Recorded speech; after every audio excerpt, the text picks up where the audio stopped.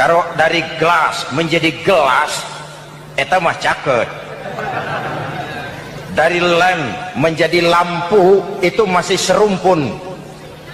Tapi cokot Sunda dengan cokot Jawa, itu jauh bedanya. Atos Sunda dengan atos Jawa, itu jauh. Ulama Sunda sama ulama Jawa nggak pernah akur kalimat atos ini.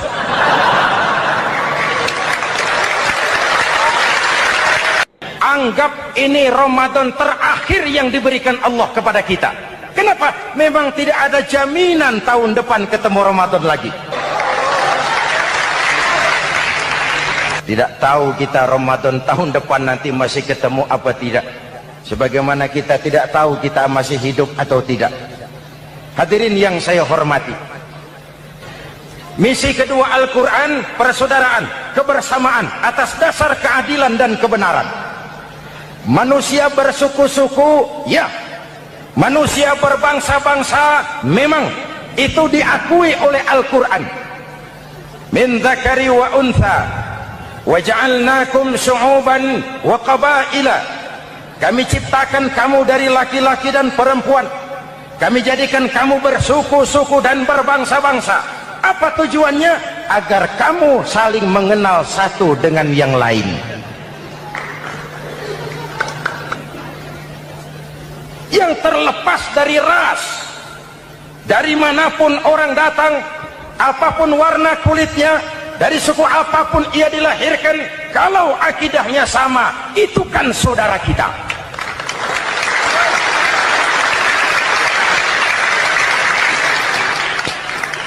Seperti di masjid, kita tidak peduli dari mana kita datang. Yang datang dari kidul, madhab ngulon mang. Yang datang dari sebelah lor, madhab ngulon mang. Yang datang dari sebelah wetan, madhab kulon mang. Yang datang dari kulon, madhab ngulon. Bukan soal dari mana kau datang, tapi satu arah menghadapmu. Kau mau Betawi, mau Sunda, mau Jawa, mau Padang, mau Aceh, mau Batak, mau Ambon, kita satu nusa, satu bangsa, satu bahasa. Marilah kita jadi lem perekat buat lingkungan kita di saat keutuhan kita sebagai bangsa sedang dalam ujian berat. Semangat kebersamaan atas dasar keadilan. Tidak ada mayoritas menekan minoritas. Umat Islam itu kalau besar, dia mampu melindungi yang kecil. Kalau kecil, dia bisa menjaga diri. Tiap sholat Jumat, khatib berpesan pada akhir khutbah kedua, innallaha ya'muru bil adli wal ihsan. Innallaha ya'muru bil adli wal ihsan. Allah memerintahkan kamu menegakkan keadilan dengan argumen, bukan dengan sentimen. Mengajak, bukan mengejek. Merangkul, tidak untuk tujuan memukul. Kalau sebagai bangsa kita utuh, kompak dan bersatu, saya yakin kita akan bisa mengatasi kesulitan-kesulitan sekarang ini.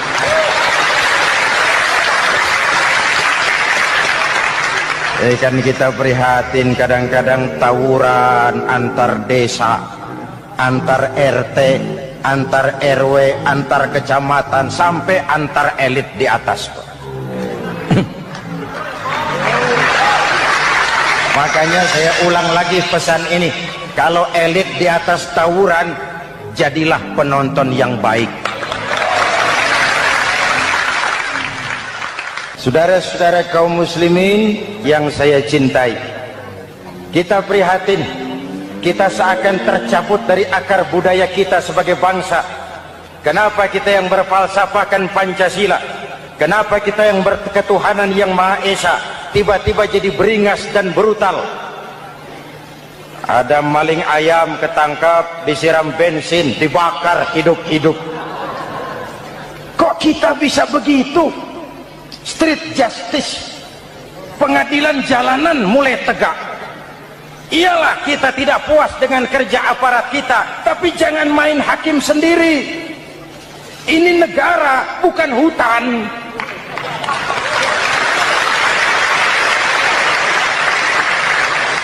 Jangan mencegah kemunkaran dengan menegakkan kemunkaran baru.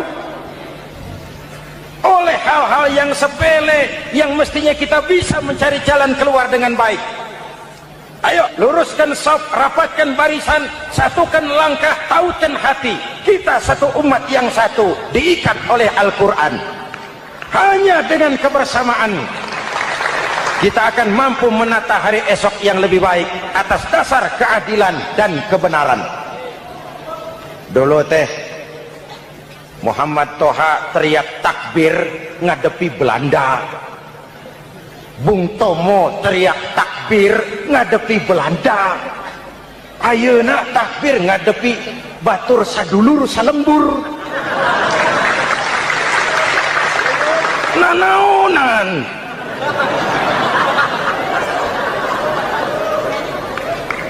Bung Tomo teriak takbir, Muhammad Toha teriak takbir, yang dihadapi jelas penjajah Belanda. Kita ngadepi saudara sendiri, Allahu Akbar, yang sana teriak Allahu Akbar, setan tepuk tangan di tengah.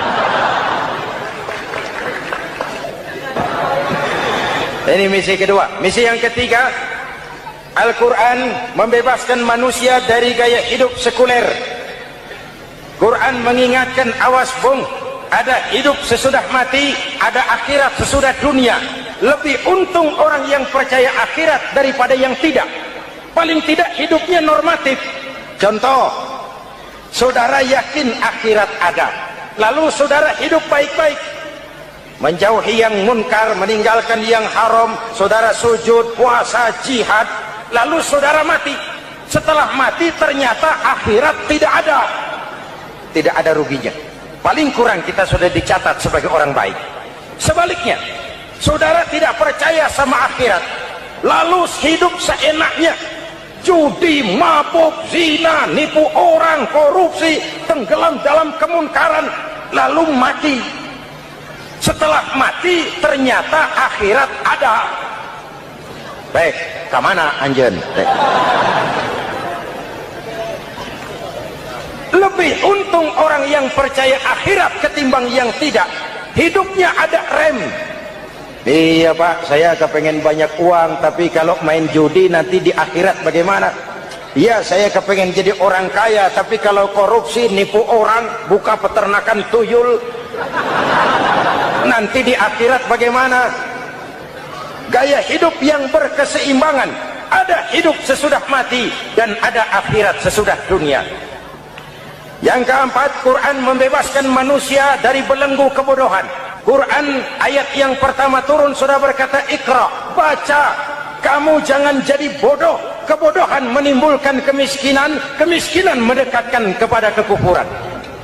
Yang kelima, ini kado buat ibu-ibu, Quran mengangkat harkat, derajat dan martabat kaum wanita. Sebelum Quran turun, sebelum Islam datang, nasib wanita sangat menyedihkan. Dilahirkan hanya untuk melahirkan. Kalaupun berperan, peranannya tidak lebih segitiga. Dapur, sumur, kasur. Kasur, sumur, dapur. Dapur, sumur, kasur. Wanita dilecehkan, sekadar alat pemuas nafsu. Datang Islam, Rasul terenyuh. An-nisa imadul bilad. Wanita adalah tiangnya negara. Jikalau baik wanita, baik negara. Jikalau rusak wanita, hancur negara. Karena wanita, negara jaya. Betul? Karena wanita, negara hancur. Betul? Maka wanita adalah bidadari yang kadang-kadang setan. Kadang-kadang.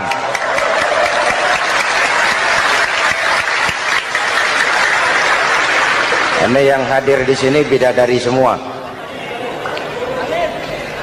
Ibu bapak, saudara-saudara hadirin yang saya hormati. Lalu bagaimana sikap kita terhadap Al-Quran? Quran sendiri menjelaskan, "Tsumma awrasnal kitaba alladzina istafaina min ibadina."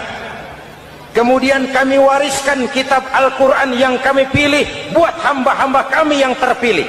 Luar biasa.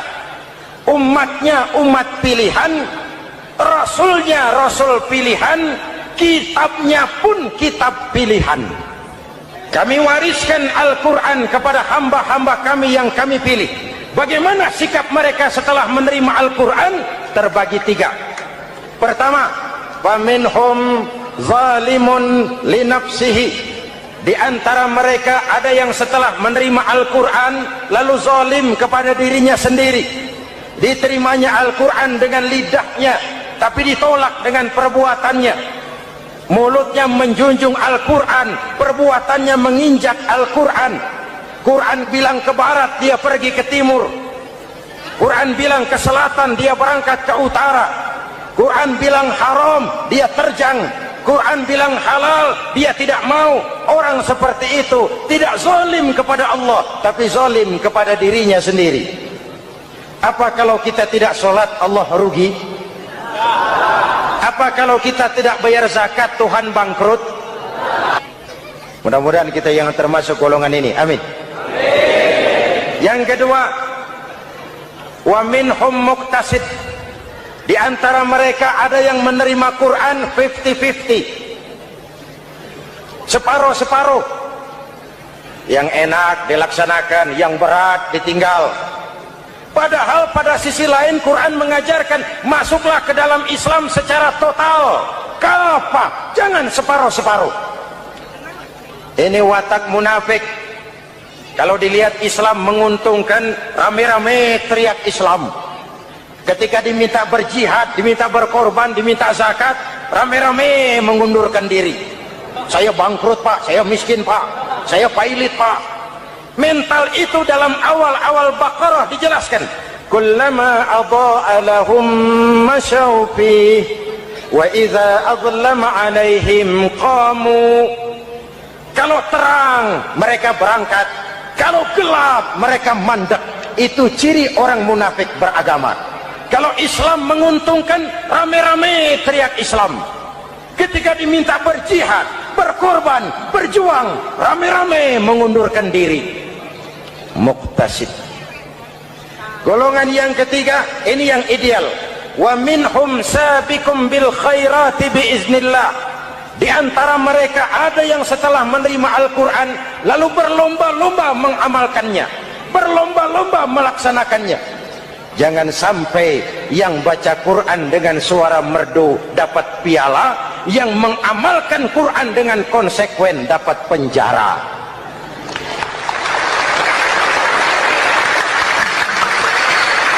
Itu ironi, itu menyedihkan, itu memilukan, dan itu memalukan. Pilihan terserah kita. Satu hadis Rasulullah mengajarkan begini, man ja'alal qur'ana amamahu qadahu ilal jannah, wa man ja'alal qur'ana khalfahu saqahu ilan nar. Siapa yang meletakkan Quran di depannya, dijadikannya Quran sebagai imam, Quran akan membimbing dia ke surga, surga dunia, lebih-lebih surga akhirat. Sebaliknya, siapa yang meletakkan Quran di belakang, dibelakanginya ajaran Quran, Quran akan mendorong dia ke neraka, neraka dunia, lebih-lebih neraka akhirat. Quran imam apa makmum? Kita makmum apa imam? Makmum ikut imam apa imam ikut makmum? Makmum ikut imam. Jikalau Quran adalah imam, jikalau kita adalah makmum. Ke barat kata Quran, ke barat kita berangkat. Ke timur kata Quran, ke timur kita menuju. Halal kata Quran, itu yang kita ambil.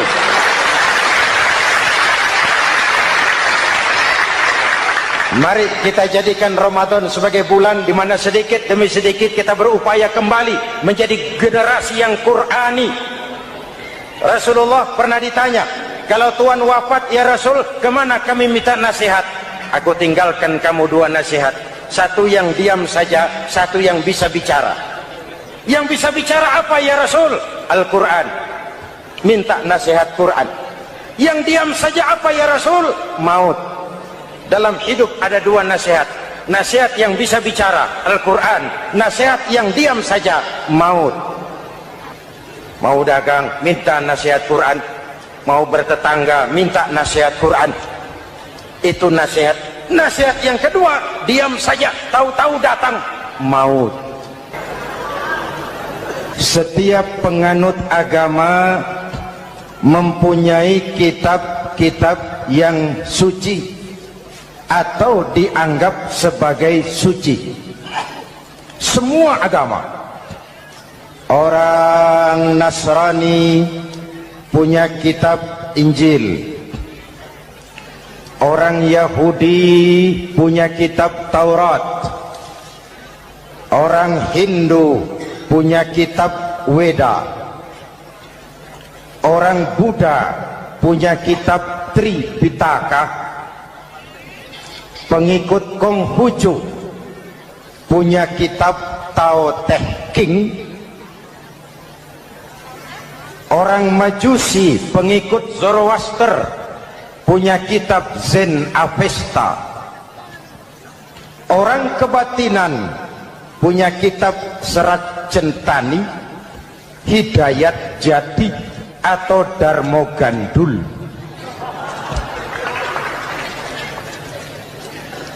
Kita umat Islam oleh Allah diberikan Al-Quran yang kita yakini sebagai kitab suci. Kenapa sih kita yakin Quran itu kitab suci? Pertama, ajarannya sesuai dengan fitrah manusia. Suatu kitab dinamakan suci kalau konsep ajarannya sesuai dengan fitrah. Contoh, ini laki-laki ini seneng nggak sama perempuan? Normal. Kalau nggak seneng saya ragu-ragu. Perempuan seneng nggak sama laki-laki?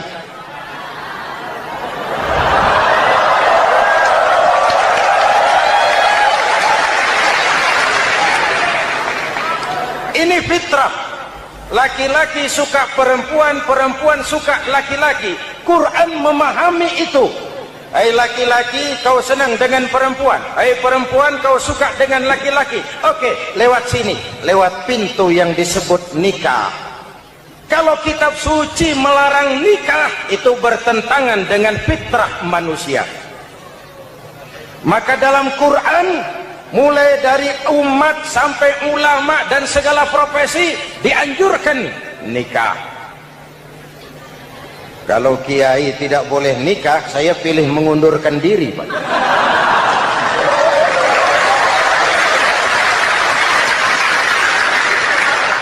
Itu bertentangan dengan fitrah. Lagian mubazir dikasih perabotan nggak dipakai.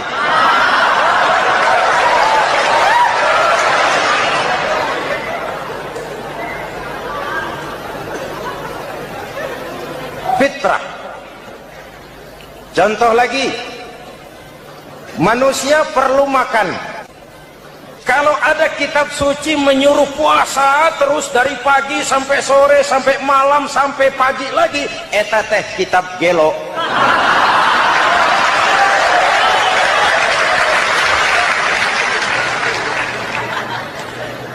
Quran sesuai dengan fitrah. Puasa mulai dari imsak sampai datang waktu maghrib. Puasa ngebleng dari pagi sampai sore sampai malam merusak kesehatan. Malam berpuasa boleh bergaul dengan istri. Kenapa? Fitrah. Kalau siang tidak boleh, malam tidak boleh, sebulan penuh panas kepala.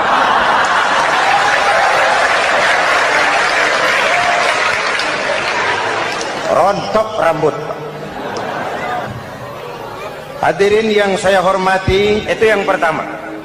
Yang kedua, kita yakini Quran sebagai kitab suci karena isinya tidak saling bertentangan, konsekuen, konsisten.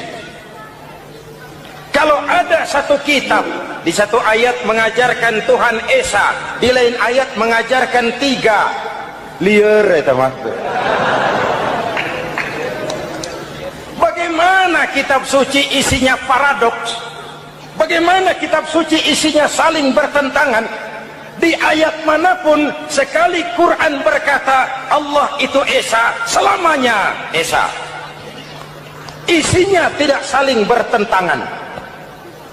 Lalu yang ketiga, kita yakini Quran kitab suci karena dia bersih dari intervensi manusiawi.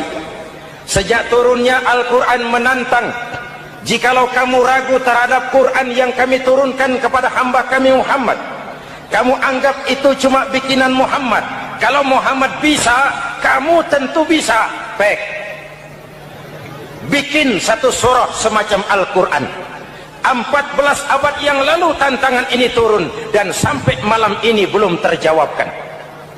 Pak, barangkali tidak ada yang mau coba. Banyak. Antara lain Musailamah Al-Kazzab. Dia mencoba membuat menandingi Al-Quran. Dia buat satu surah namanya surah Al-Fil. Bunyinya begini, bikinan Musailamah. Al-Fil, wa mal-fil, wa ma adraka mal-fil, lahu khurtumun tawil, wa lahu zail. Sudah berbentuk syair. Isinya apa? Al-fil, gajah. Wa mal-fil, apakah gajah itu? Wa ma adraka mal-fil, tahukah kamu apa itu gajah? Lahu khurtumun tawil, dia punya belalai panjang. Walahu zail, dan dia punya ekor. Nggak usah turun ayat begituan, orang tahu.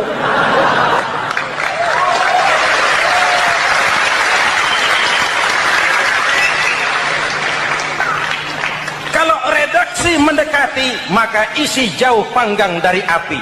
Kitab suci bersih dari campur tangan manusiawi. Maka Al-Quran, ke bahasa apapun dia diterjemahkan, naskah aslinya tetap ikut. Dia boleh diterjemahkan ke bahasa Sunda, bahasa Jawa, bahasa Padang, bahasa Inggris, bahasa Jerman, bahasa Belanda, naskah aslinya tetap ada. Kenapa? Bahasa ke bahasa perbedaannya sering frontal. Kalau dari gelas menjadi gelas, eta mah caket. Dari lem menjadi lampu, itu masih serumpun. Tapi cokot Sunda dengan cokot Jawa, itu jauh bedanya. Atos Sunda dengan atos Jawa, itu jauh. Ulama Sunda sama ulama Jawa nggak pernah akur kalimat atos ini.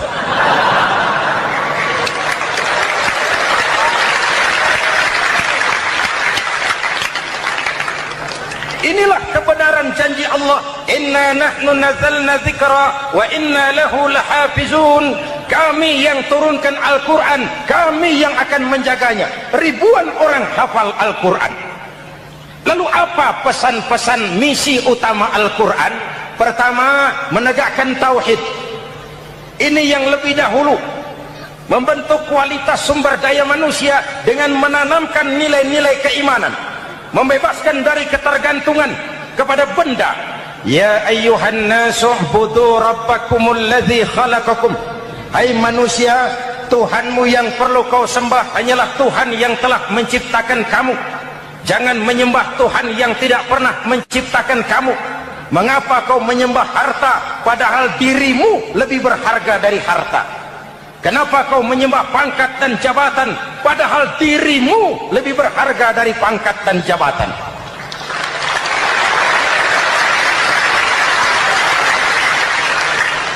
Diajak rasio berpikir, Tuhanmu yang perlu kau sembah hanyalah Tuhan yang menciptakan kamu. Dan Tuhan yang menciptakan kamu itu Tuhan yang lam yalid walam yulad, yang laisa kamislihi syai'un. Dan itulah Allah subhanahu wa ta'ala. Ayo orang teh, ayeuna teh boleh pakai teh. Ayeuna teh, kita teh, kalau kepada syirik jali, syirik yang terang-terangan, insya Allah tidak. Nyata-nyata menyembah berhala, tidak. Nyata-nyata menyembah pohon, tidak. Nyata-nyata berkeyakinan Tuhan lebih dari satu, tidak. Tapi kita sering terjebak pada syirik kecil, syirik khafi, syirik yang tersamar. Saya sejak pakai cincin ini, jangankan anak gadis, nenek-nenek ngelihat saya. cincin. Jangankan anak gadis, nenek-nenek lihat saya lemes. Cincin. Ini saya sejak ada perkutut rumah ini dagang lancar perkutut. Ini Ramadan bulan penempaan nilai-nilai keimanan. Misi utama Quran menegakkan tauhid, memerangi kemusyrikan, membebaskan manusia dari ketergantungan kepada benda. Dari situ kualitas sumber daya manusia dimulai. Saya sering mengungkapkan selama ini sistem pendidikan kita cuma mengisi otak, bukan membentuk watak. Otak diisi segala macam ilmu, tapi hati kosong, agama rapuh, akhirnya moral rendah. Muncul manusia-manusia yang pintar, cuma sayang tidak benar. Indonesia kita bangkrut, Indonesia kita terpuruk, Indonesia kita sakit sekarang ini, kan ulahnya orang-orang yang pintar tapi tidak benar.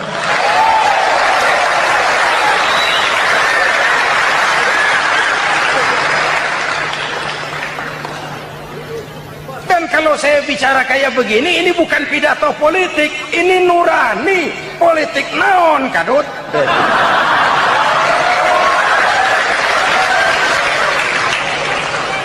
Ini nurani, ini tanggung jawab sebagai anak bangsa. Ibu bapak, saudara-saudara hadirin yang saya hormati, Rasul kalau masuk sepertiga yang akhir, sing-singan baju, hamparkan sajadah, lebih banyak di masjid daripada di rumah. Itu Rasul. Maka sepertiga yang akhir masjid makin ramai. Lihat Masjidil Haram. Lain dengan kita. Sepertiga yang akhir masjid mulai mengalami kemajuan. Safnya makin maju.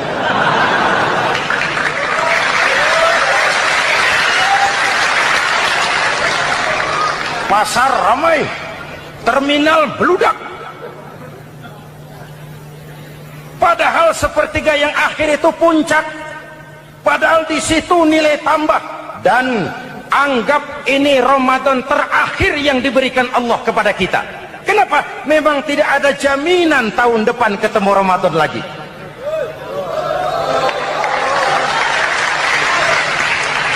Anggap ini Ramadan terakhir yang diberikan Allah kepada kita. Tidak ada jaminan tahun depan Ramadan akan ketemu lagi. Tidak ada jaminan. Manfaatkan pelukan pemutihan. Semua kita melakukan introspeksi. Tidak tahu kita Ramadan tahun depan nanti masih ketemu apa tidak.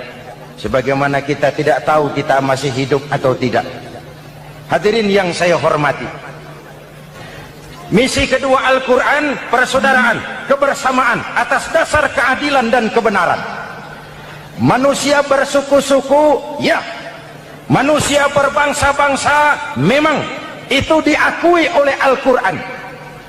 Min dzakari wa untha waja'alnakum syu'uban wa qabaila. Kami ciptakan kamu dari laki-laki dan perempuan. Kami jadikan kamu bersuku-suku dan berbangsa-bangsa. Apa tujuannya? Agar kamu saling mengenal satu dengan yang lain.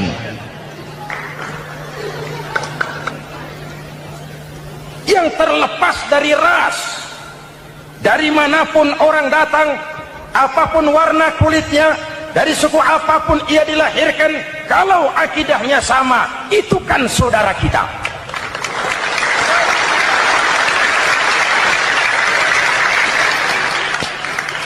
Seperti di masjid, kita tidak peduli dari mana kita datang.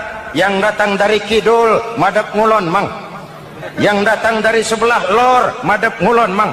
Yang datang dari sebelah wetan, madep kulon mang. Yang datang dari kulon, madep ngulon. Bukan soal dari mana kau datang, tapi satu arah menghadapmu. Kau mau Betawi, mau Sunda, mau Jawa, mau Padang, mau Aceh, mau Batak, mau Ambon, kita satu nusa, satu bangsa, satu bahasa. Marilah kita jadi lem perekat buat lingkungan kita di saat keutuhan kita sebagai bangsa sedang dalam ujian berat. semangat kebersamaan atas dasar keadilan. Tidak ada mayoritas menekan minoritas. Umat Islam itu kalau besar, dia mampu melindungi yang kecil. Kalau kecil, dia bisa menjaga diri. Tiap solat Jumat, khatib berpesan pada akhir khutbah kedua, innallaha ya'muru bil adli wal ihsan. Innallaha ya'muru bil adli wal ihsan. Allah memerintahkan kamu menegakkan keadilan dengan argumen, bukan dengan sentimen. Mengajak, bukan mengejek. Merangkul, tidak untuk tujuan memukul. Kalau sebagai bangsa kita utuh, kompak dan bersatu, saya yakin kita akan bisa mengatasi kesulitan-kesulitan sekarang ini.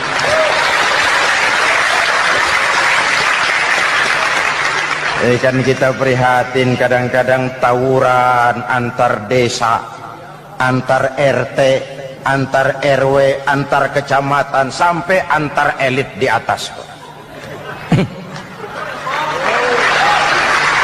Makanya saya ulang lagi pesan ini, kalau elit di atas tawuran, jadilah penonton yang baik. Saudara-saudara kaum muslimin yang saya cintai, kita prihatin, kita seakan tercabut dari akar budaya kita sebagai bangsa. Kenapa kita yang berfalsafahkan Pancasila, kenapa kita yang berketuhanan yang Maha Esa tiba-tiba jadi beringas dan brutal?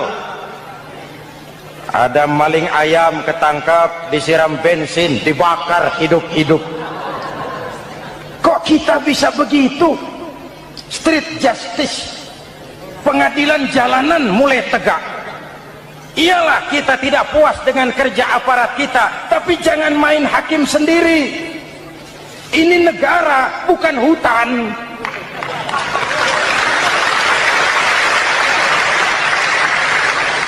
Jangan mencegah kemunkaran dengan menegakkan kemunkaran baru. Sejak turunnya Al-Quran menantang, jikalau kamu ragu terhadap Quran yang kami turunkan kepada hamba kami Muhammad, kamu anggap itu cuma bikinan Muhammad. Kalau Muhammad bisa, kamu tentu bisa. Bikin satu surah semacam Al-Quran. 14 abad yang lalu tantangan ini turun, dan sampai malam ini belum terjawabkan. Pak, barangkali tidak ada yang mau coba. Banyak. Antara lain Musailamah Al-Kazzab, dia mencoba membuat menandingi Al-Quran. Dia buat satu surah namanya surah Al-Fil. Bunyinya begini, bikinan Musailamah. Al-Fil, wa mal-fil, wa ma adraka mal-fil, lahu khurtumun tawil, wa lahu zail. Sudah berbentuk syair. Isinya apa? Al-fil, gajah.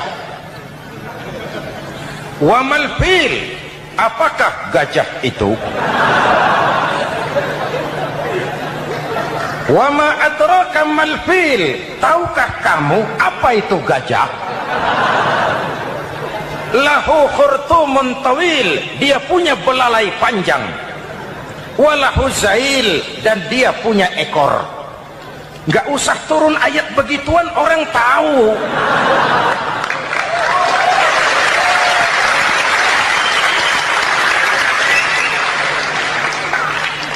Kalau redaksi mendekati, maka isi jauh panggang dari api. Kitab suci bersih dari campur tangan manusiawi. Maka Al-Quran, ke bahasa apapun dia diterjemahkan, naskah aslinya tetap ikut. Dia boleh diterjemahkan ke bahasa Sunda, bahasa Jawa, bahasa Padang, bahasa Inggris, bahasa Jerman, bahasa Belanda, naskah aslinya tetap ada. Kenapa? Bahasa ke bahasa perbedaannya sering frontal. Kalau dari gelas menjadi gelas, eta mah caket. Dari lem menjadi lampu, itu masih serumpun. Tapi cokot Sunda dengan cokot Jawa, itu jauh bedanya. Atos Sunda dengan atos Jawa, itu jauh. Ulama Sunda sama ulama Jawa nggak pernah akur kalimat atos ini.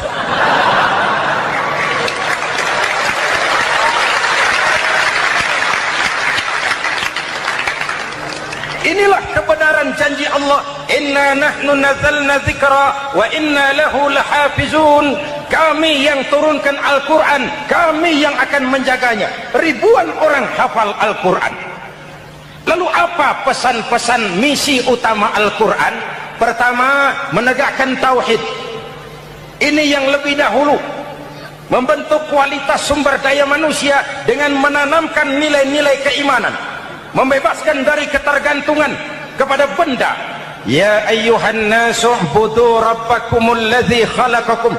Hai manusia, Tuhanmu yang perlu kau sembah hanyalah Tuhan yang telah menciptakan kamu. Jangan menyembah Tuhan yang tidak pernah menciptakan kamu. Mengapa kau menyembah harta padahal dirimu lebih berharga dari harta? Kenapa kau menyembah pangkat dan jabatan padahal dirimu lebih berharga dari pangkat dan jabatan?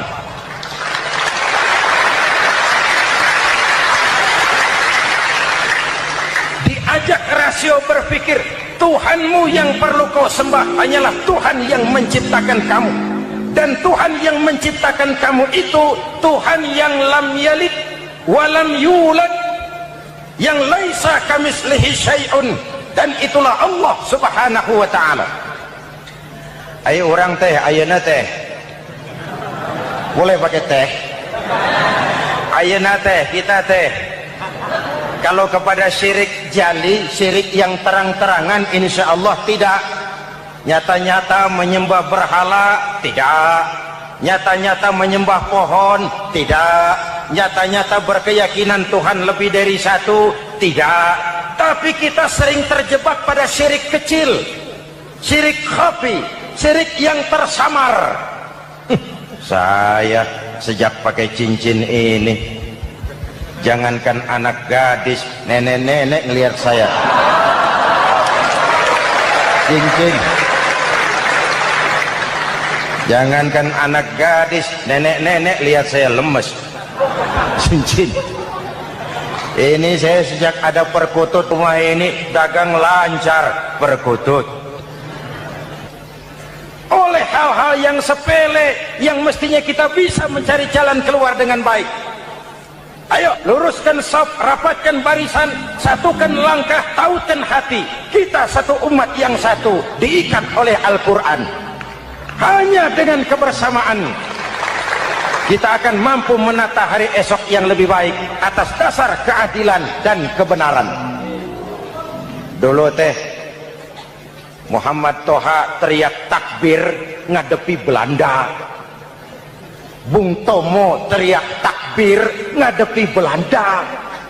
Ayeuna takbir ngadepi batur sadulur salembur. Nanaonan.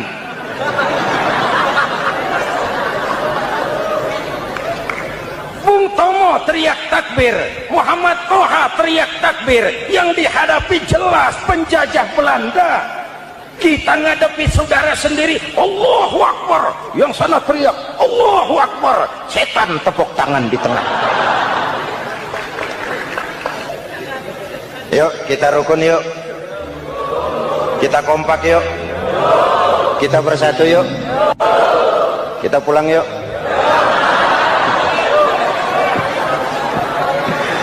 Ini misi kedua. Misi yang ketiga, Al-Quran membebaskan manusia dari gaya hidup sekuler. Quran mengingatkan, awas bung, ada hidup sesudah mati, ada akhirat sesudah dunia. Lebih untung orang yang percaya akhirat daripada yang tidak. Paling tidak hidupnya normatif. Contoh, saudara yakin akhirat ada, lalu saudara hidup baik-baik, menjauhi yang munkar, meninggalkan yang haram, saudara sujud, puasa, jihad, lalu saudara mati. Setelah mati ternyata akhirat tidak ada ruginya. Paling kurang kita sudah dicatat sebagai orang baik. Sebaliknya, saudara tidak percaya sama akhirat, lalu hidup seenaknya, judi, mabuk, zina, nipu orang, korupsi, tenggelam dalam kemunkaran, lalu mati. Setelah mati ternyata akhirat ada. Baik, kemana anjen? Lebih untung orang yang percaya akhirat ketimbang yang tidak. Hidupnya ada rem. Iya Pak, saya kepengen banyak uang, tapi kalau main judi nanti di akhirat bagaimana? Iya, saya kepengen jadi orang kaya, tapi kalau korupsi, nipu orang, buka peternakan tuyul, nanti di akhirat bagaimana? Gaya hidup yang berkeseimbangan. Ada hidup sesudah mati dan ada akhirat sesudah dunia. Yang keempat, Quran membebaskan manusia dari belenggu kebodohan.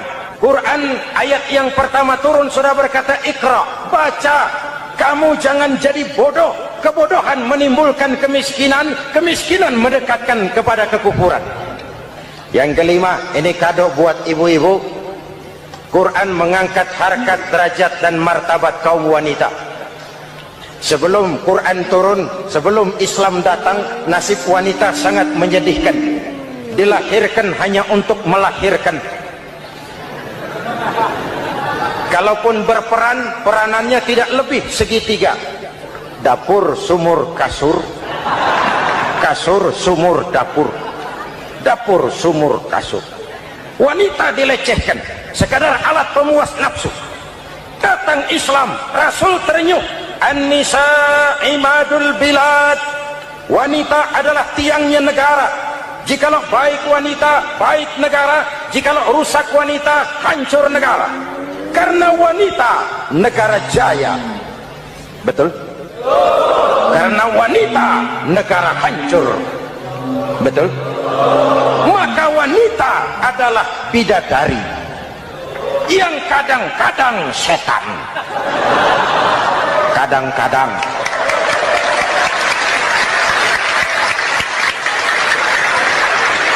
Karena yang hadir di sini bidadari semua. Ibu bapak, saudara-saudara hadirin yang saya hormati. Lalu bagaimana sikap kita terhadap Al-Quran? Quran sendiri menjelaskan, "Tsumma awrasnal kitaba alladzina istafaina min ibadina." Kemudian kami wariskan kitab Al-Quran yang kami pilih buat hamba-hamba kami yang terpilih. Luar biasa. Umatnya umat pilihan, Rasulnya Rasul pilihan, kitabnya pun kitab pilihan. Kami wariskan Al-Quran kepada hamba-hamba kami yang kami pilih. Bagaimana sikap mereka setelah menerima Al-Quran? Terbagi tiga. Pertama, faminhum zalimun linafsihi. Di antara mereka ada yang setelah menerima Al-Quran lalu zalim kepada dirinya sendiri. Diterimanya Al-Quran dengan lidahnya, tapi ditolak dengan perbuatannya. Mulutnya menjunjung Al-Quran, perbuatannya menginjak Al-Quran. Quran bilang ke barat, dia pergi ke timur. Quran bilang ke selatan, dia berangkat ke utara. Quran bilang haram, dia terjang. Quran bilang halal, dia tidak mau. Orang seperti itu tidak zalim kepada Allah, tapi zalim kepada dirinya sendiri. Mudah-mudahan kita yang termasuk golongan ini. Amin. Yang kedua, wa minhum muqtasid. Di antara mereka ada yang menerima Quran 50-50. Separuh-separuh. Yang enak dilaksanakan, yang berat ditinggal. Padahal pada sisi lain Quran mengajarkan masuklah ke dalam Islam secara total. Kafah, jangan separuh-separuh. Ini watak munafik. Kalau dilihat Islam menguntungkan, rame-rame teriak Islam. Ketika diminta berjihad, diminta berkorban, diminta zakat, rame-rame mengundurkan diri. Saya bangkrut Pak, saya miskin Pak, saya pailit Pak. Mental itu dalam awal-awal Baqarah dijelaskan. Kullama adha'a lahum masyaw fih wa idza adlama 'alaihim qamu. Kalau terang mereka berangkat, kalau gelap mereka mandek. Itu ciri orang munafik beragama. Kalau Islam menguntungkan, rame-rame teriak Islam. Ketika diminta berjihad, berkorban, berjuang, rame-rame mengundurkan diri. Muqtasid. Golongan yang ketiga, ini yang ideal. Wa minhum sabiqum bil khairati biiznillah. Di antara mereka ada yang setelah menerima Al-Quran lalu berlomba-lomba mengamalkannya, berlomba-lomba melaksanakannya. Jangan sampai yang baca Quran dengan suara merdu dapat piala, yang mengamalkan Quran dengan konsekuen dapat penjara.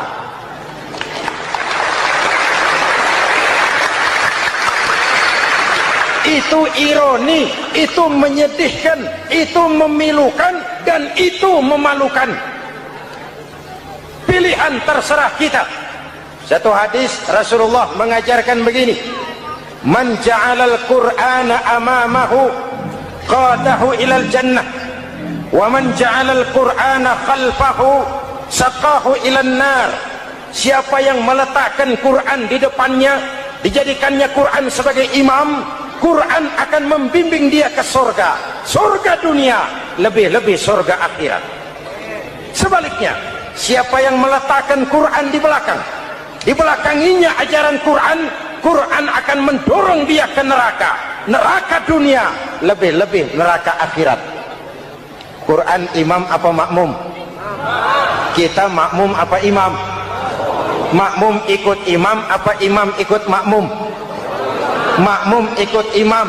Jikalau Quran adalah imam, jikalau kita adalah makmum. Ke barat kata Quran, ke barat kita berangkat. Ke timur kata Quran, ke timur kita menuju. Halal kata Quran, itu yang kita ambil.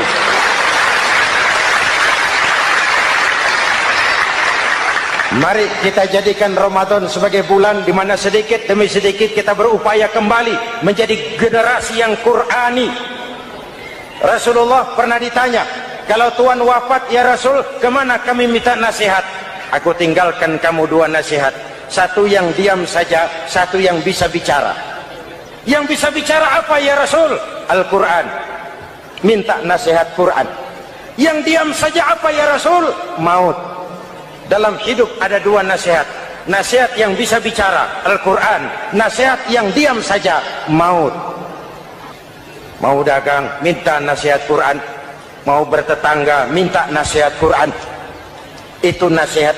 Nasihat yang kedua, diam saja, tahu-tahu datang maut.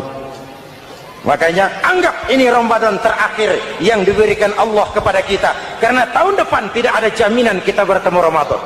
Manfaatkan 10 yang akhir untuk meningkatkan nilai ibadah kita kepada Allah Subhanahu wa ta'ala. Sesungguhnya harta, dinar, dirham, uang di mana-mana selalu bikin hebat orang yang memilikinya.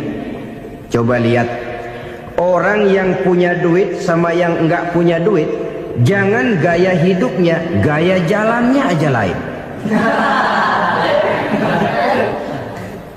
Wahia lisanun liman arada fasahatan, wahia silahun liman arada qitala. Uang adalah senjata yang paling ampuh bagi orang yang mau pergi.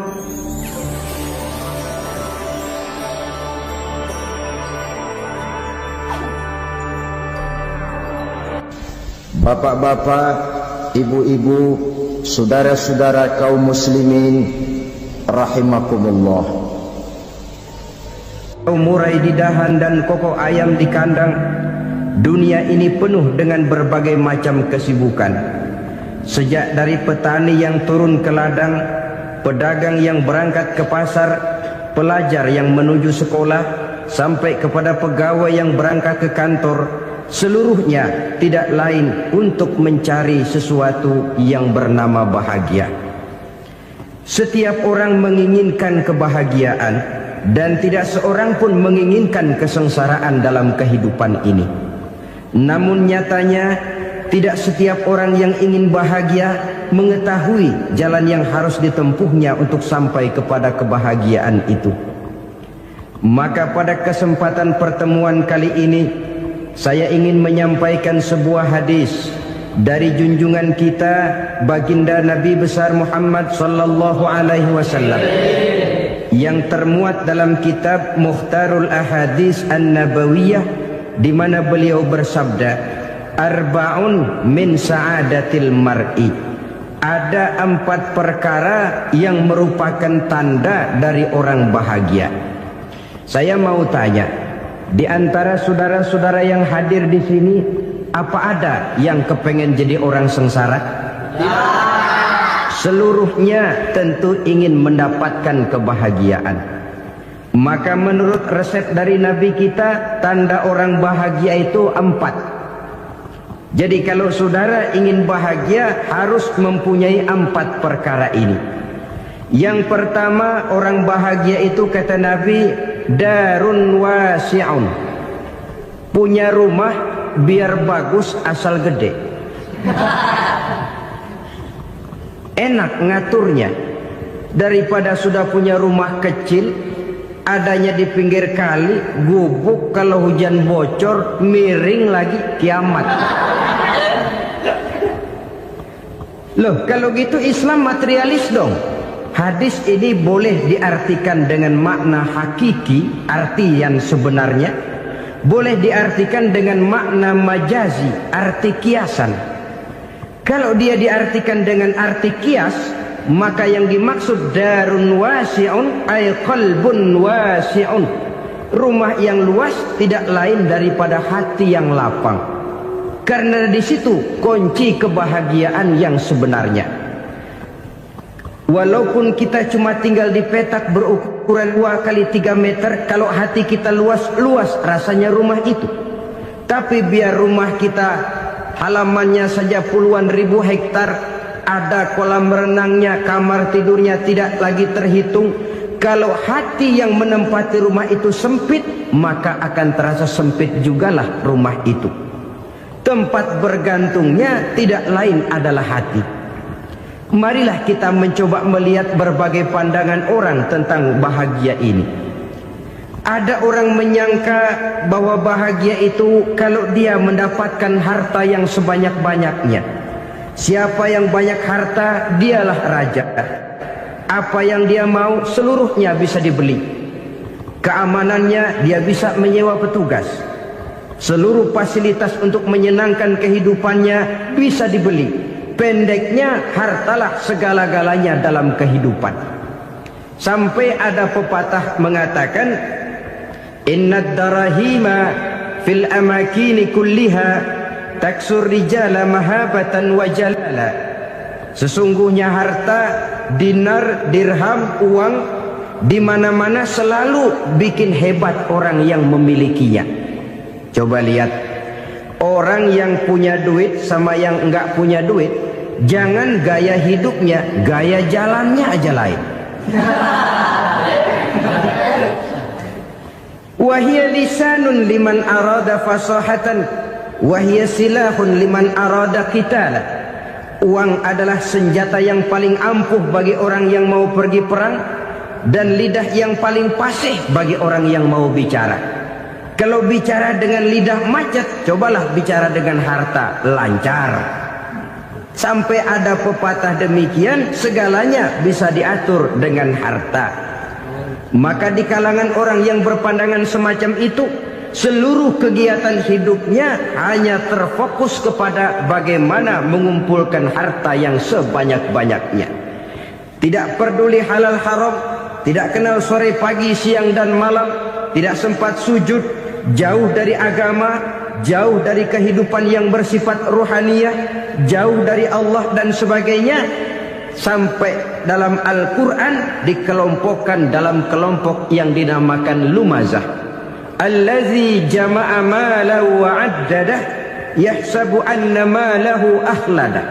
Mereka mengumpul-ngumpulkan harta sebanyak-banyaknya dan menyangka bahwa harta yang banyak itu dapat mengekalkan hidupnya, mengekalkan kekayaannya, mengekalkan kebahagiaannya. Saudara hadirin yang berbahagia, kalau pandangan hidup ini benar, artinya kalau harta memang merupakan satu-satunya hal yang dapat membuat orang bahagia, tentu di rumah mewah tidak akan pernah ada tangis derita. Tentu di satu tempat di mana fasilitas hidup serba menunjang tidak ada yang namanya penderitaan. Tapi suka dan duka, sedih dan gembira, senyum dan tawa adalah milik setiap orang, baik dia punya harta maupun dia tidak punya harta. Nyatalah bahwa harta semata-mata bukan merupakan jaminan bahwa orang akan bahagia. Walaupun tanpa harta orang sulit untuk bahagia. Saya mau cerita, ada orang super kaya. Namanya Aristotle Onesius, Raja Tanker Yunani. Dia punya kapal tanker saja konon sampai 11 banyaknya. Punya perusahaan penerbangan yang disebut Olympic Airlines. Punya hotel di berbagai kota besar di dunia ini, sejak dari New York, London, Paris, Rome dan sebagainya. Bahkan punya pulau yang dia namakan Pulau Scorpio. Ini kan namanya sudah kaya nggak tanggung-tanggung, punya pulau. Nah, dia punya 2 orang anak, yang satu laki-laki namanya Alexander, yang satu perempuan namanya Maria Onesius. Seluruh harapannya tertumpah kepada anak lakinya Alexander ini, yang akan meneruskan usahanya, meneruskan kekayaannya, meneruskan dinastinya. Apa yang terjadi? Ternyata anak yang dia harapkan yang bernama Alexander ini mati muda dalam kecelakaan pada waktu dia olahraga. Apa olahraganya? Namanya olahraga anak orang kaya, golongan jet set. Olahraganya olahraga pesawat terbang. Jatuh, ya nggak kaput, habis mati. Tinggal satu anak perempuannya, Maria Onesius. Tapi anak perempuan ini juga malah urakan. Terakhir dia pacaran, bahkan kemudian kawin sama orang Rusia. Rupanya Aristotle Onesius ini broken. Kekayaannya yang berlimpah ruah, perusahaannya yang begitu banyak, siapa yang akan meneruskan? Siapa yang akan menggantikan? Sampai kemudian dia mengurung diri di Pulau Scorpio dan mati di sana secara mengenaskan. Seorang multi jutawan, seorang yang super kaya, mati menyendiri di pulau sepi. Ibarat kata pepatah, anak ayam mati di lumbung. Bukan kekurangan makanan, keurugan makanan. Begitu kehidupan Aristotle Onesius. Dan banyak orang-orang yang sudah demikian kaya sampai dibingungkan oleh kekayaannya sendiri. Telusurilah kehidupan David Rockefeller misalnya, Henry Ford misalnya, Adnan Khashoggi misalnya. Multi jutawan yang kadang-kadang dibuat keder oleh kekayaannya sendiri. Pantas ketika Imam Ali ditawarkan orang, "Ya Ali, kalau kepadamu disuruh pilih ilmu atau harta, kau pilih mana?" Ya jelas pilih ilmu dong. Kenapa? Pertama, ilmu kalau kita berikan kepada orang lain tambah. Tapi harta kalau kita berikan kepada orang lain kurang. Saudara punya uang 10.000, dibagi orang 5.000, jelas uang saudara berkurang. Tapi saudara punya ilmu, diberikan kepada orang lain bisa, saudara pun makin mantap. Tidak lantas jadi bodoh karena ngajarin orang. Saudara bisa Fatihah lalu mengajarkan orang Fatihah.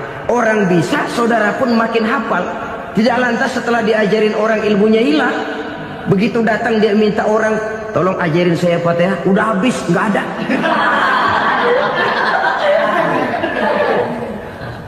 Yang kedua kata Imam Ali, ilmu menjaga kita. Kalau harta kita yang harus jaga. Makin banyak ilmu makin terpelihara diri seharusnya. Tetapi makin banyak harta makin bingung kita jaganya. Sampai kadang-kadang kalau perlu seluruh keliling rumah dipasangi alarm.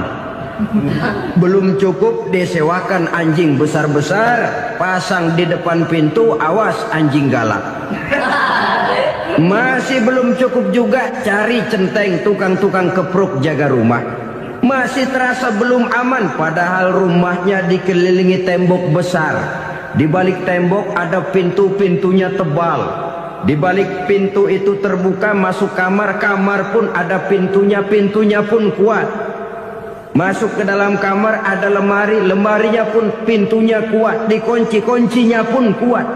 Tapi terhadap seluruhnya yang timbul cuma sekedar was-was saja. Kesimpulannya sekali lagi, tanpa harta orang memang sulit untuk bahagia.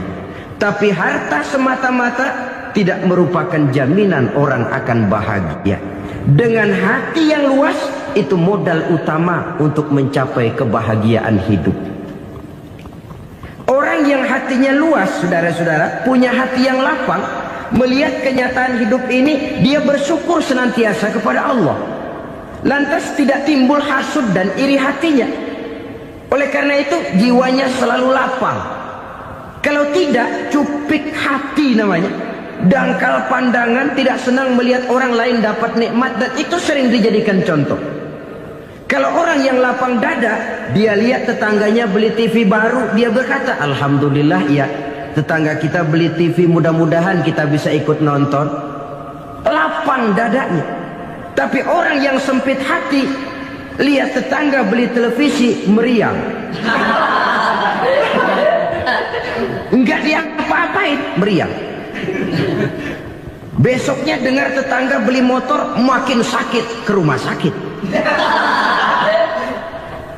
Lalu di rumah sakit dengar tetangganya beli mobil, mati.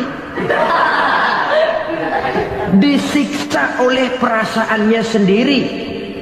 Orang kalau hati sudah sempit dalam hidup, kemanapun dia pergi, sempit rasanya medan kehidupannya. Kemudian kita melihat juga ada orang yang menilai bahwa bahagia itu katanya kalau punya kedudukan yang tinggi, pangkat yang agung, wibawa yang besar. Mungkin betul, tapi mungkin juga tidak. Bergantung kepada hati orang yang punya pangkat itu. Sama dengan harta tadi. Harta akan membawa bahagia kalau dia jatuh ke tangan orang yang berhati lapang. Tapi harta akan jadi bencana kalau jatuh ke tangan hati orang yang sempit. Pangkat akan membawa bahaya kalau jatuh di tangan hati orang yang sempit. Lebih dari itu, kenyataan mengajarkan kepada kita bahwa ternyata pangkat dan jabatan tidak selamanya memberikan kebahagiaan dalam kehidupan. Bahkan resikonya kelewat besar. Beberapa bukti kita bisa ambil dari para pemimpin dunia yang menjadi korban lantaran pangkat dan jabatan yang disandangnya. Saudara ingat Presiden Abraham Lincoln dan John Kennedy dari Amerika? Dibunuh orang. Park Chung-hee dari Korea Selatan, Ziaur Rahman dari Bangladesh, Anwar Sadat dari Mesir, terakhir Indira Gandhi dari India, menjadi korban dari pangkat dan jabatan yang disandangnya dari orang-orang yang tidak senang dia memegang jabatan itu. Dia akan mudah mengundang bencana. Sehingga pantas kalau seorang presiden terkemuka Amerika, Harry Truman namanya, dia mengatakan jabatan presiden itu, kata dia, seperti orang nunggang macan, naik macan, harus kita taiki, kalau enggak dia bakal nerekam kita, ngeri katanya. Adapun orang yang hatinya lapang, kalau dia menerima pangkat dan jabatan, dianggapnya itu satu kesempatan untuk berbuat baik. Tapi orang yang berhati sempit, menerima pangkat dan jabatan, bukan kadang-kadang menerima, malah berusaha setengah mati mencapai dengan segala cara. Kalau perlu jilat atas, jilat atas. Jadi golongan sumuhun dawu. Jadi kelompok kulon nuwun, yes sir, yang kerjanya cuma oke bos. Kalau perlu jilat atas, jilat atas. Kalau perlu injak yang bawah, injak yang bawah. Perlu sikut kiri kanan, sikut kiri kanan. Yang penting pangkat dapat, jabatan dapat. Orang yang semacam ini, kalau sudah mempunyai pangkat dan jabatan, biasanya dia tidak menganggap itu sebagai amanah, tidak menganggap sebagai kesempatan berbuat baik, tapi malah kesempatan untuk memperturutkan hawa nafsunya yang dilatar belakangi oleh kesempitan hatinya tadi. Apalagi kalau orang memperoleh pangkat karena banyak mengeluarkan uang. Seakan-akan pangkat dan jabatan itu sekarang macam proyek, pakai tender. Siapa yang berani bayar segini, naik. Nggak berani, minggir. Padahal logikanya, kalau orang mencapai satu jabatan karena banyak mengeluarkan uang, hampir bisa dipastikan bahwa setelah jabatan itu dia pegang, langkah pertama yang akan dilakukannya ialah berusaha bagaimana uang yang dia keluarkan supaya kembali. Ya paling kurang pulang modal dulu dong. Soal mikirin rakyat soal nanti, tapi ini modal harus pulang. Itu celakanya kalau orang memperoleh pangkat dan jabatan cuma karena banyak mengeluarkan uang. Jarang orang yang mempunyai keyakinan dan pandangan bahwa pangkat dan jabatan merupakan amanah. Jadi sekali lagi, pangkat dan jabatan mungkin saja membawa kebahagiaan kalau jatuh ke tangan orang yang berhati lapang. Tapi bisa jadi bencana kalau dia jatuh ke tangan orang yang mempunyai hati yang sempit. Dan lagi-lagi stresnya hati yang lapang. Lalu sebagian orang, saudara, ada yang berpandangan katanya bahagia itu kalau jadi orang terkenal, mempunyai popularitas, menjadi idola di kalangan remaja, di kalangan orang tua, di segala lapisan masyarakat. Padahal makin populer orang makin terikat dia.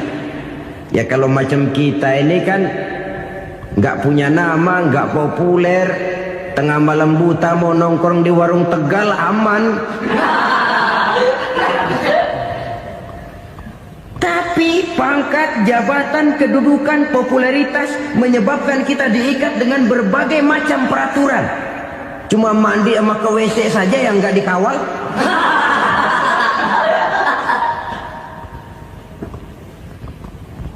Benarkah popularitas, ketenaran membawa kebahagiaan? Mungkin, ya, tapi mungkin juga tidak. Kenapa? Banyak orang-orang populer yang mengakhiri hidupnya secara tragis. Kita ambil beberapa nama. Di Amerika tahun 60-an ada bintang seksi paling terkenal yang dijuluki seks bom. Bom seks. Sampai sekarang jadi legenda, namanya Marilyn Monroe. Singkatan dobelnya itu inisialnya MM, Marilyn Monroe. Terkenal, top, sampai dia mati tahun 62. Namanya sekarang masih saja dibicarakan orang. Kenapa dia bunuh diri?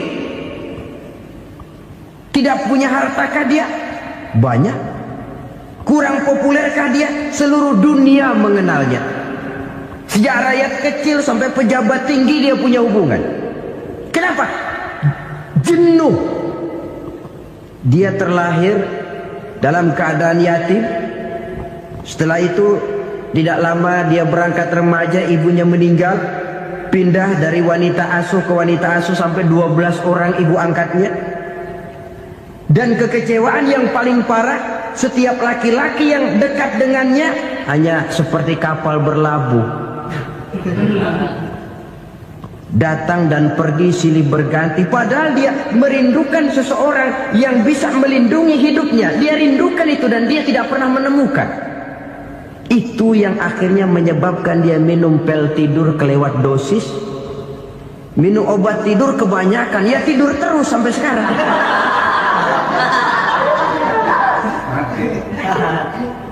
Dia mengakui, saya telah memiliki ketenaran, tapi saya tidak pernah hidup dalam ketenaran itu.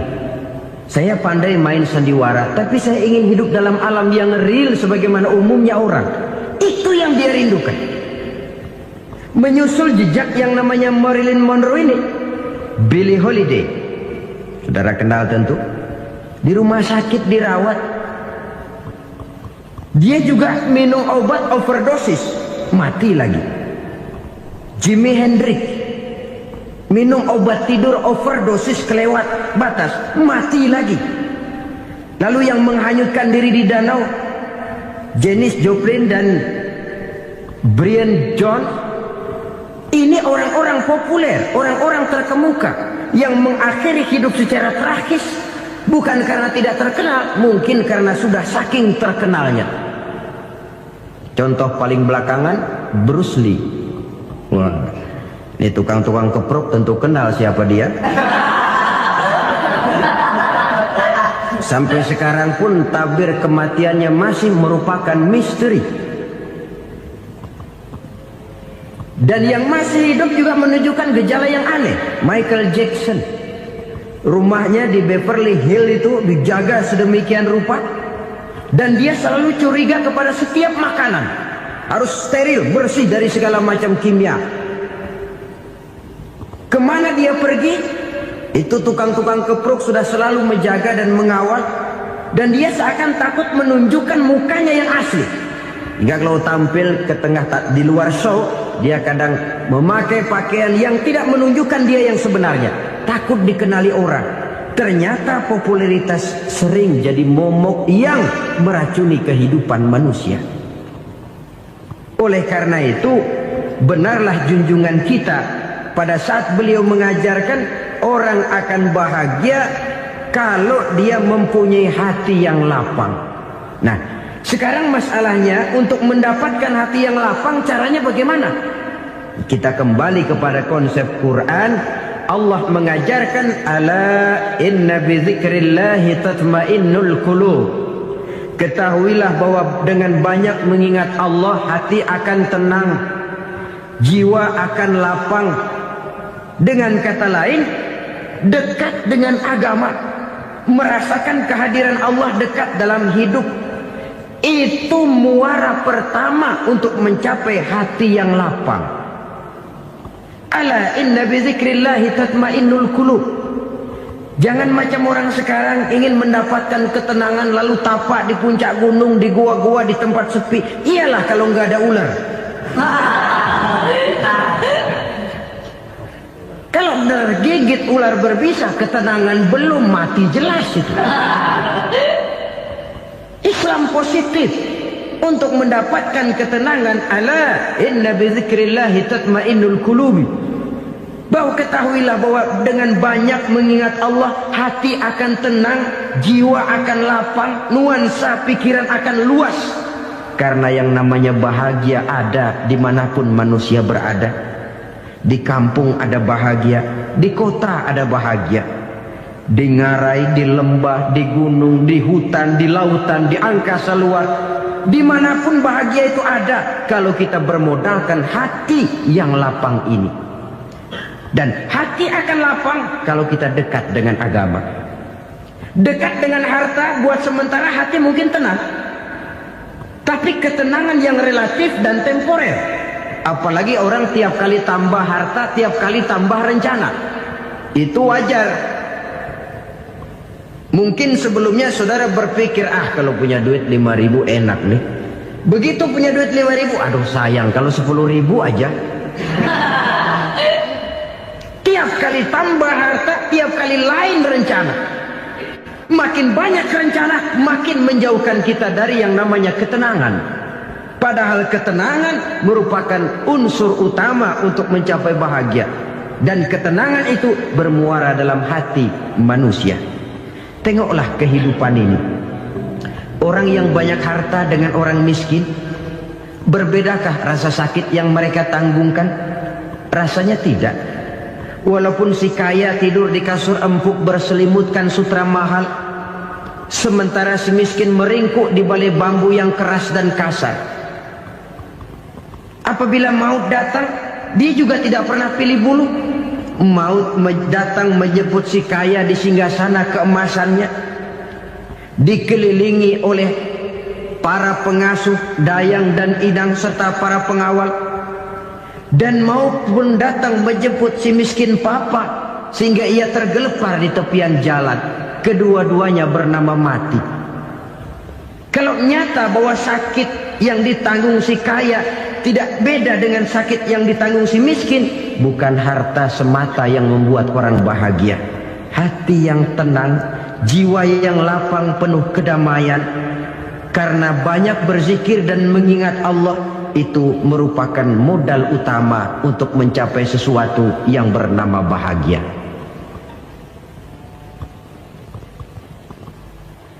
Saudara hadirin yang saya hormati, inilah yang pertama dari 4 ciri yang digambarkan oleh Nabi tentang tanda-tanda orang bahagia. Dan harus berangkat dari yang pertama ini, hati yang lapang. Ini yang harus kita miliki lebih dahulu, baru nanti akan menyusul kepada poin yang ketiga, kedua, dan selanjutnya.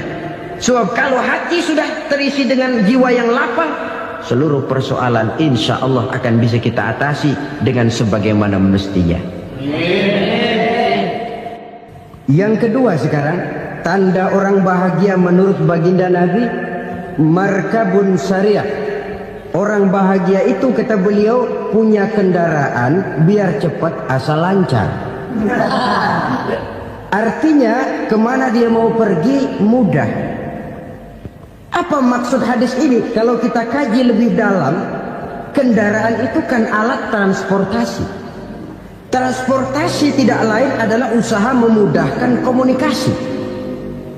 Pindah dari situ kepada teori bahwa manusia adalah zon politik, makhluk bermasyarakat yang tidak bisa memenuhi kebutuhan hidupnya secara sendirian.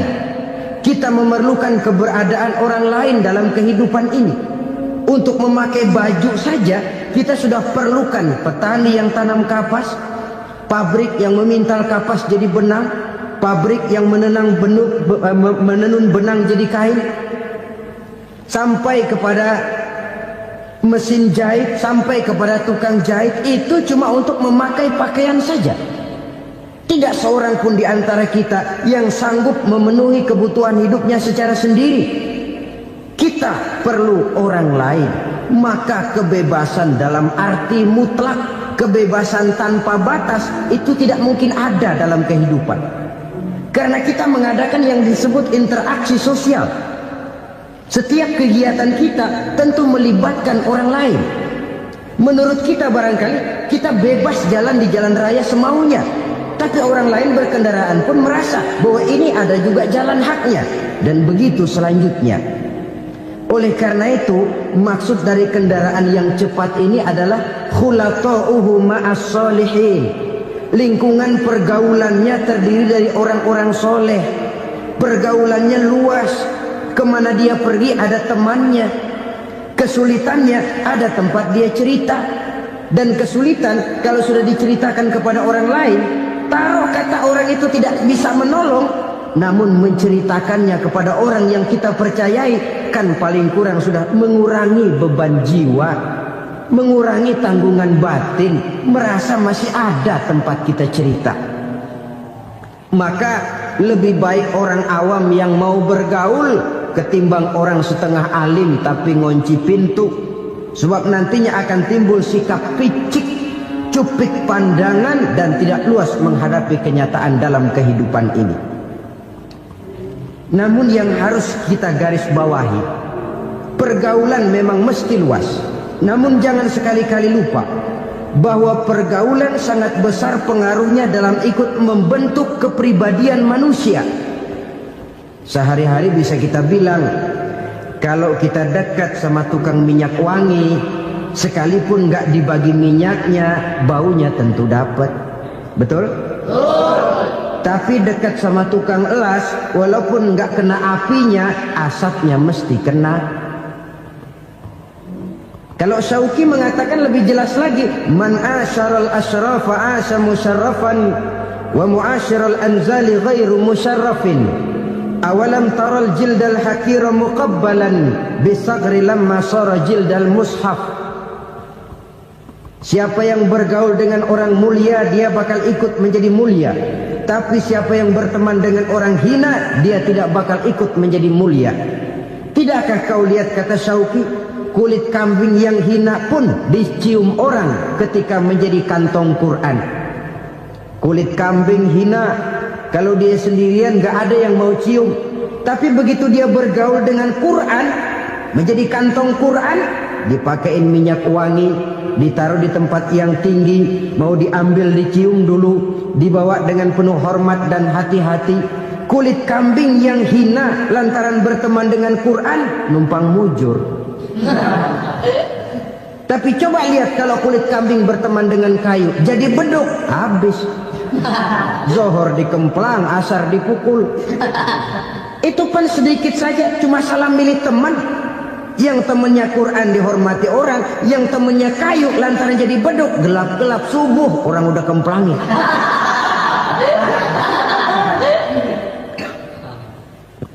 Maka terutama kepada adik-adik remaja yang masih mencari identitas diri, yang ibarat kaset masih kaset kosong, mudah diisi oleh apapun, pandai-pandailah memilih teman dalam bergaul.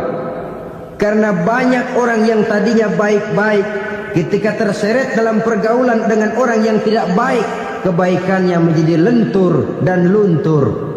Tapi berapa banyak bajingan-bajingan tengik, orang-orang yang berlumur noda dan dosa, tiap hari melakukan maksiat, namun bergaul dengan orang yang baik-baik, pada akhirnya sedikit demi sedikit beringsut dan berangsur dia terbiasa mengikuti kebaikan-kebaikan. Saya tekankan ini kepada remaja karena mereka masih mencari identitas diri. Apa yang mereka lihat mereka mau, apa yang mereka dengar mereka ingin tahu. Coba lihat kehidupan remaja. Pulang nonton film Rambo, pengen jadi Rambo, gagah, maunya belekai melulu. Pulang nonton film Superman, pengen bisa terbang. Pulang nonton India, nyanyi melulu. Wajar, mereka masih mencari identitas diri. Saya ini sebenarnya siapa? Lingkungan, pergaulan akan membentuk itu. Karena itu pandai-pandailah bergaul, karena ia sangat besar pengaruhnya dalam ikut membentuk kepribadian manusia. Apalagi sifat yang jelek lebih cepat menularnya ketimbang sifat yang baik. Sifat yang baik, watak yang soleh itu lambat sekali untuk menular. Tapi yang tidak baik, kan prosesnya mah kalau remaja biasanya mula-mula dengar. Karena dengar lalu pengen tahu. Karena pengen tahu lalu ngeliatin. Begitu ngeliatin kan pengen nyobain. Setelah nyobain ketagihan. Nah ini prosesnya. Yang namanya ganja, morfin, narkotik, awalnya kan begitu.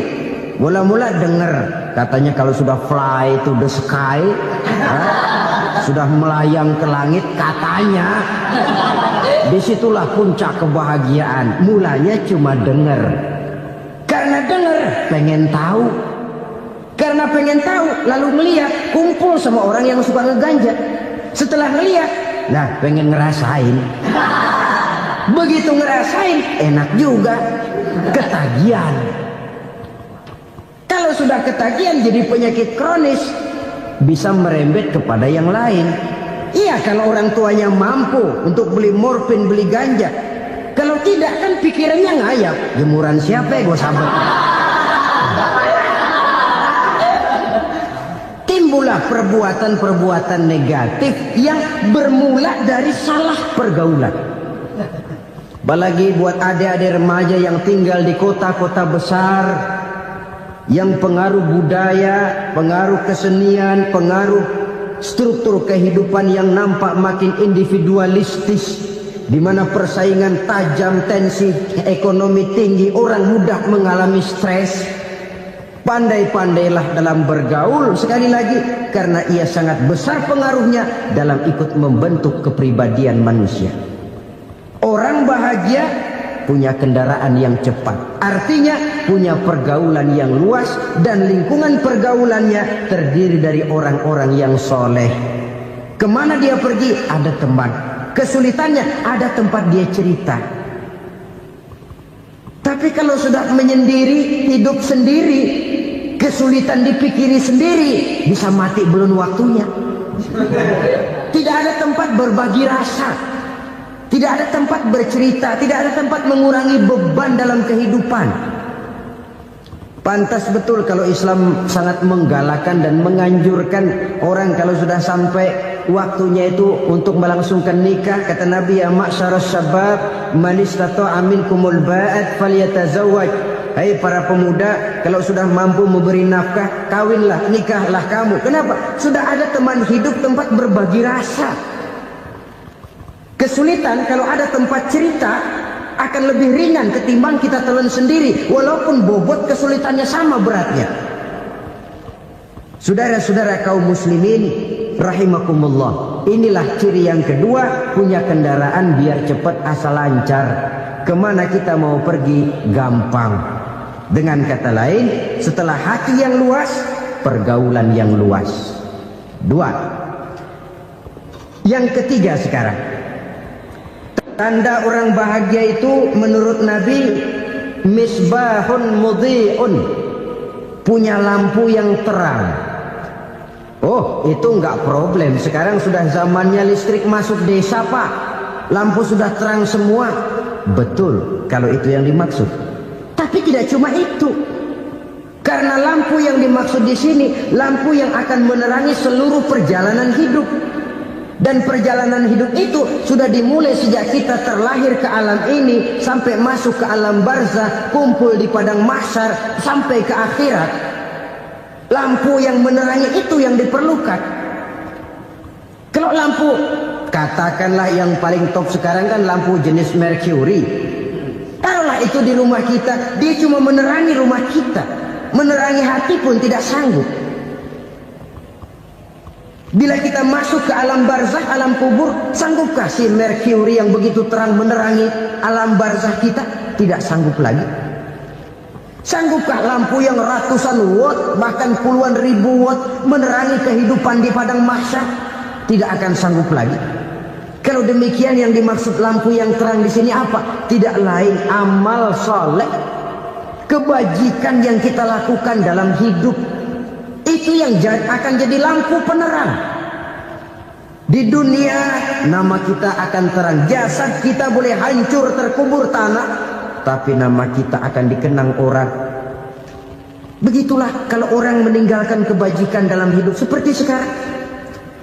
Ribuan orang tiap saat berziarah ke kubur Imam Syafi'i, ke kubur Imam Malik, ke kubur Imam Ghazali, ke kubur orang yang baik-baik, orang yang soleh-soleh. Kebajikannya yang ditinggalkan, yang mengukir namanya dengan tinta emas.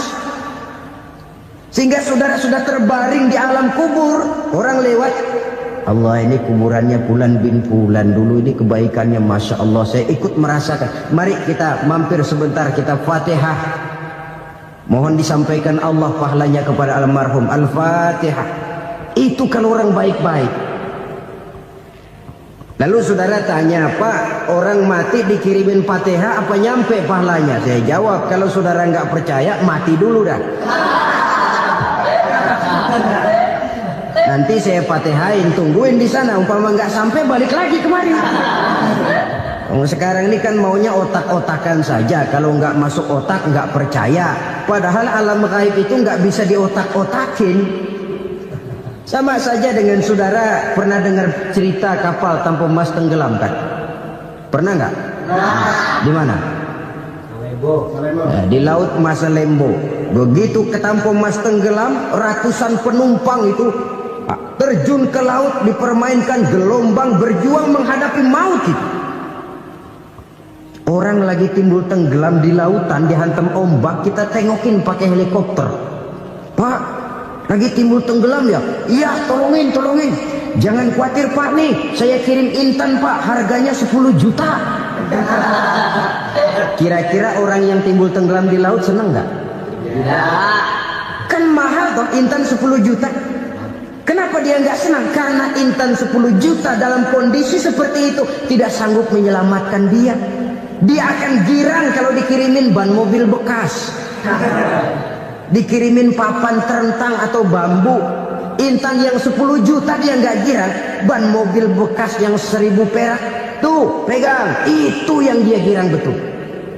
Inilah sebabnya Nabi berkata, mal mayyitu fi qabrihi illa kal ghariqil mutaghawwis.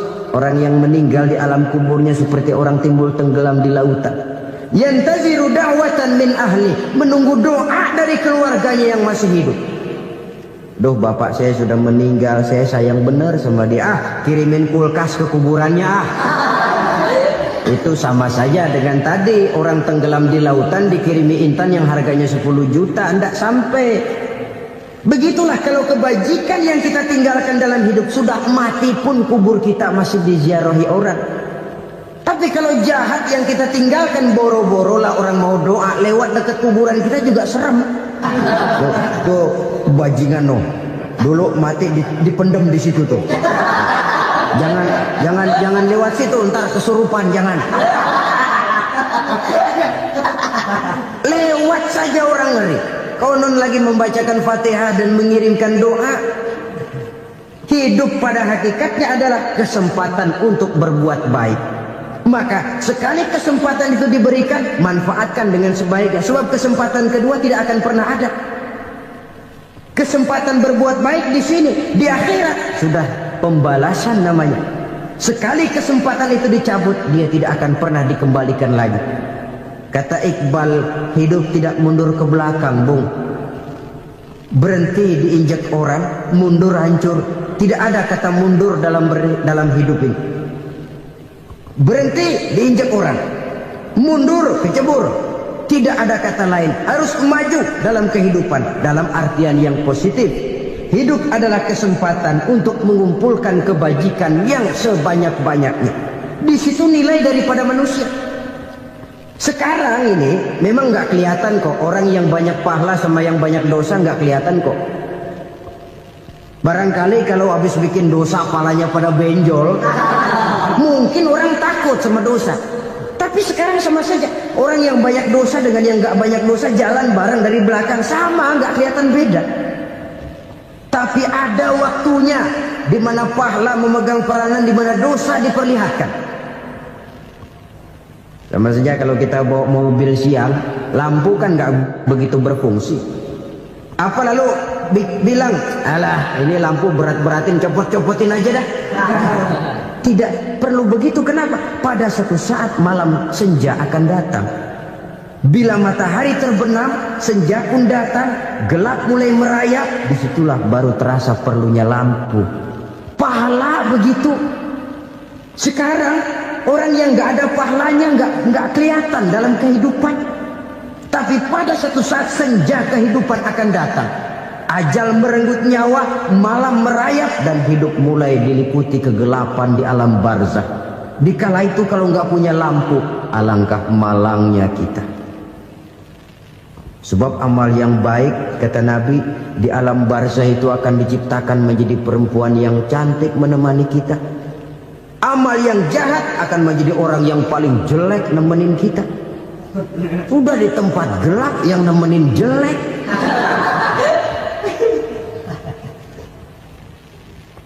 Kaum muslimin rahimakumullah. Kalau demikian masalahnya, tergantunglah kita pandai memanfaatkan waktu. Al-waktu kasayf, waktu itu cepat sekali. Yang namanya waktu itu tahu-tahu. Tahu-tahu udah tahun 87. Tahu-tahu udah begitu. Tahu-tahu yang kemarin anak-anak, sekarang udah pada punya anak. Tahu-tahu saja itu. Begitu cepat waktu berlalu. Kalau tidaklah pandai kita memanfaatkannya, akan rugi kita. Nabi bersabda, "Man kana yaumuhu khairun min amsihi fahuwa rabih." Barang siapa yang hari ini lebih baik daripada hari kemarin, itu orang untung. Hari ini lebih baik daripada kemarin. Bulan ini lebih baik dari bulan kemarin. Tahun ini lebih baik dari tahun kemarin. Itu orang yang beruntung. Tahun kemarin sembahyangnya maghrib doang, sekarang udah tambah isya. Tahun kemarin cuma Idul Fitri aja ngancem bener, sekarang udah tambah Jumat, lalu tambah lagi maghrib, tambah lagi isya, dan selanjutnya. Hari ini lebih baik daripada kemarin, itu orang yang beruntung. Wa man kana yaumuhu mithlu amsihi fahuwa khasir. Lalu barang siapa yang hari ini sama saja dengan hari kemarin, itu orang rugi. Hari ini sama dengan kemarin, rugi itu. Bulan ini begitu, bulan kemarin begitu, tahun ini begitu, tahun lalu juga begitu. Rugi itu orang. Rugi apa? Rugi umur. Umur tambah, amalan gak pernah tambah. Dan saya pikir lebih merupakan azab ketimbang nikmat kalau orang dikasih panjang umur cuma untuk numpuk dosa. Mending mana? Panjang umur banyak dosa sama pendek umur dikit dosa? Mending mana? Mending mana? Ya, paling mending tentu panjang umur banyak pahala. Tapi kalau tidak, sekali lagi, lebih merupakan azab ketimbang nikmat kalau orang diberikan panjang umur tapi cuma untuk sekedar menumpuk dosa. Kehilangan kesadaran bahwa dunia bukan terminal akhir dari satu perjalanan. Dia cuma halte di mana kita berhenti sebentar untuk menuju kepada terminal yang hakiki. Saudara-saudara kaum muslimin rahimakumullah, inilah lampu yang akan menerangi kehidupan. Amal yang kita lakukan di dalam kehidupan. Jadi yang dimaksud dengan lampu yang terang, kebajikan yang kita kerjakan dalam hidup. Nah, setiap orang di awal tadi saya bilang ingin bahagia. Bahagia itu kan hakikatnya kumpulan senang dan selamat. Senang, selamat. Apa bedanya? Senang tapi tidak selamat, nggak bahagia. Selamat tapi nggak senang, nggak bahagia orang. Contoh, kalau orang korupsi, duitnya banyak, senang dia, tapi keselamatannya. Ada tentara baris di samping rumahnya udah bingung, padahal tentara latihan. Tentara cuma latihan, dia bingung.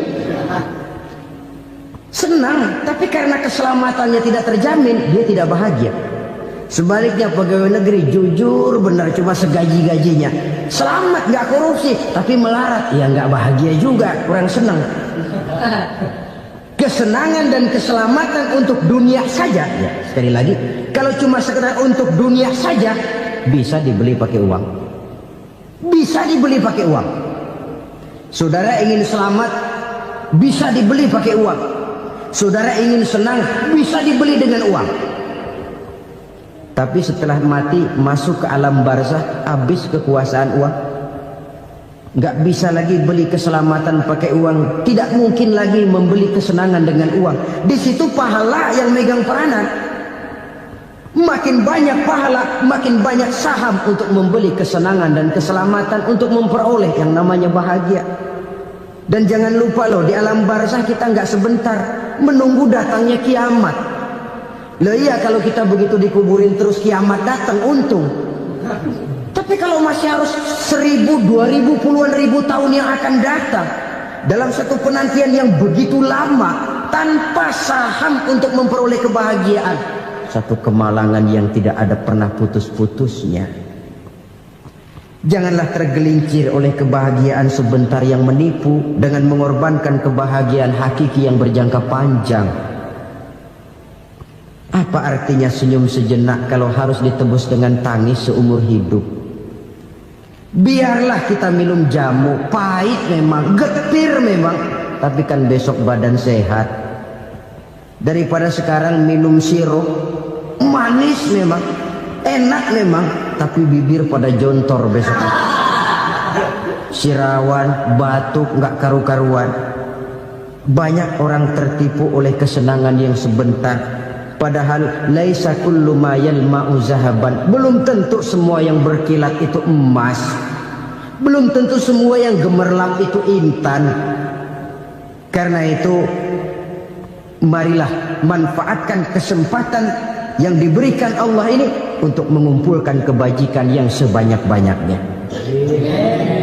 Yang terakhir sekarang, yang keempat, tanda orang bahagia kata Nabi. Zaujatun salihah. Orang bahagia itu tanda yang keempat kata Nabi, punya istri biar cakep asal taat. Sudah surga itu, cakep taat. Istri kayak gitu, kalau belum mati jangan dikuburin dulu. Sudah cakep taat lagi. Tapi kadang-kadang enggak, udah jelek ngadat melulu. Apa yang mau dipilih? Sebab itu Quran mengatakan istri pakaian untuk suami, suami pakaian untuk istri. Kenapa suami istri diibaratkan pakaian? Alangkah tingginya gaya bahasa Quran ini. Suami istri teman hidup, hidup perjalanan panjang.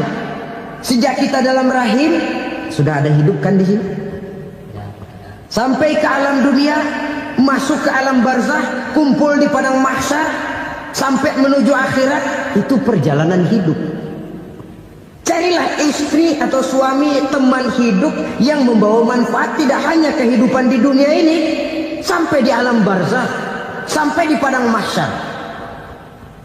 Suaminya mungkin meninggal lebih dulu atau istrinya mungkin meninggal lebih dulu.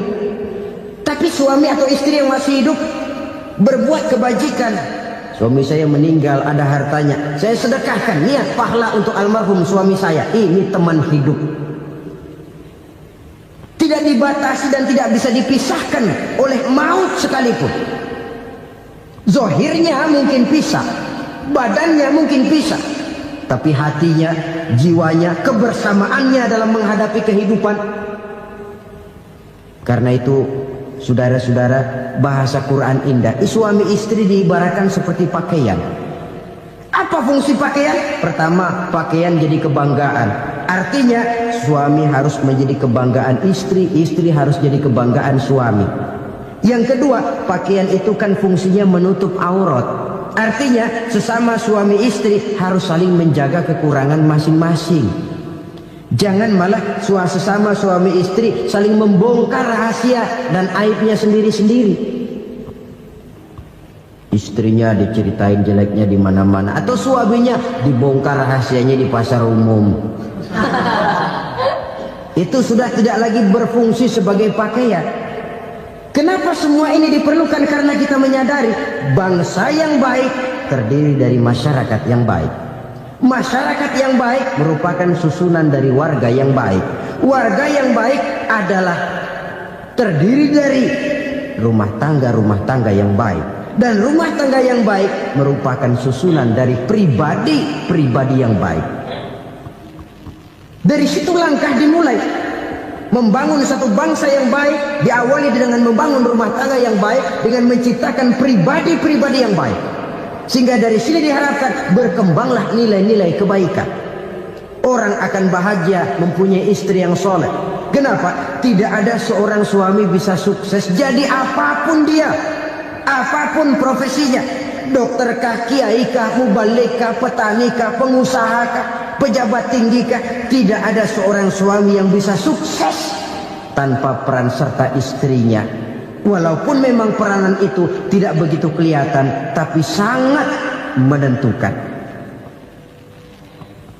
Karena itu, saudara hadirin yang saya hormati, Islam sangat menghargai kaum wanita, memberikan kedudukan yang tinggi sepanjang tidak mematikan kodrat kewanitaannya.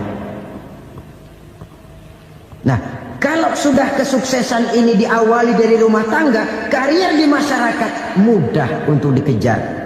Tapi keberantakan di rumah tangga merupakan kegagalan pertama di tempat lain.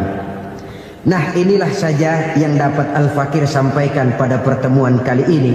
Terima kasih.